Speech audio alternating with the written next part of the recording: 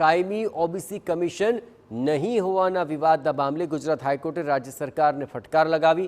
માત્ર એક સભ્ય પર ચાલતા કમિશન મામલે કોર્ટે રાજ્ય સરકારનો ઉધડો લીધો। 2 સભ્યોને હજુ સુધી કેમ નિમણૂક નથી આપી તે અંગે યોગ્ય ખુલાસો ન કરવાથી પણ કોર્ટ નારાજ છે। 2 સપ્તાહની અંદર ચીફ સેક્રેટરી પાસે હાઈકોર્ટે ખુલાસો માંગ્યો છે।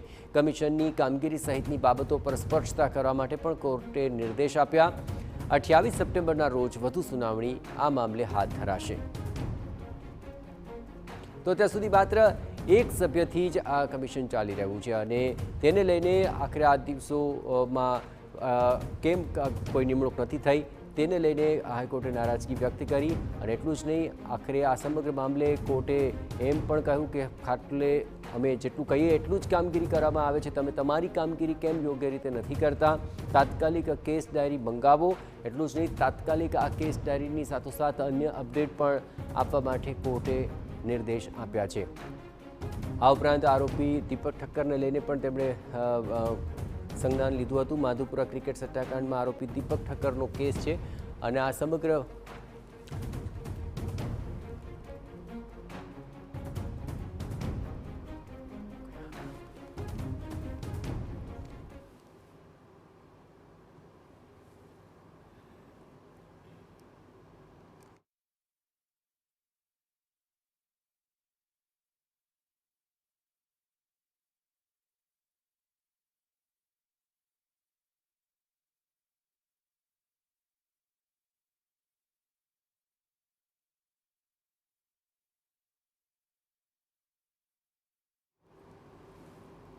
અને હાલ મહત્વપૂર્ણ અપડેટ કે જ્યાં માધુપુરા ક્રિકેટ સટ્ટાકાંડમાં આરોપી દીપક ઠક્કરના કેસમાં પ્રત્યાર્પણ થકી દુબઈથી લાવેલા આરોપી દીપક ઠક્કરના કેસમાં કોર્ટે સ્ટેટ મોનિટરિંગ સેલને ફટકાર લગાવી છે।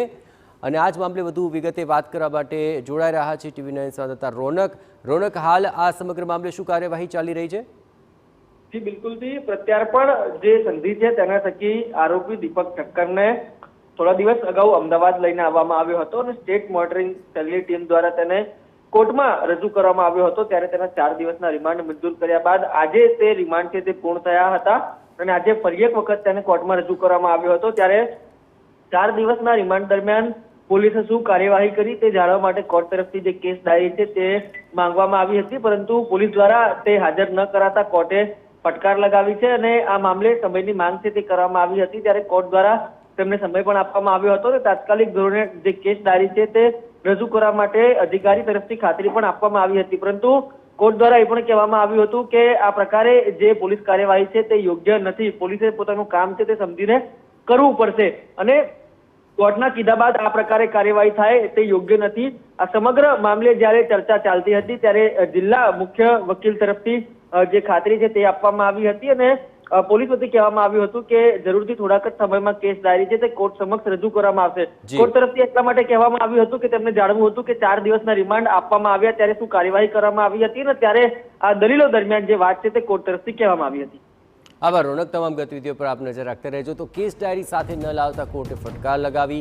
આરોપી દીપક ઠક્કરને સેશન કોર્ટમાં રજૂ કરાતા કોર્ટે સવાલ ઉઠાવ્યા કે રિમાન્ડના દિવસો દરમિયાન શું કાર્યવાહી કરી અને માત્ર અમે કહીએ એટલું જ કેમ કરવાનું, તમે તમારી કામગીરી કેમ યોગ્ય રીતે નથી કરતા, તાત્કાલિક કેસ ડાયરી મંગાવો। અને આરોપી દીપક ઠક્કરના વધુ રિમાન્ડ ન મંગાતા જ્યુડિશિયલ કસ્ટડીમાં તેને મોકલી દેવાયો છે। જો કે SMC વતી હવે હાજર અધિકારીએ તાત્કાલિક કેસ ડાયરી લાવી આપવાની મૌખિક બાંહેધરી આપી છે।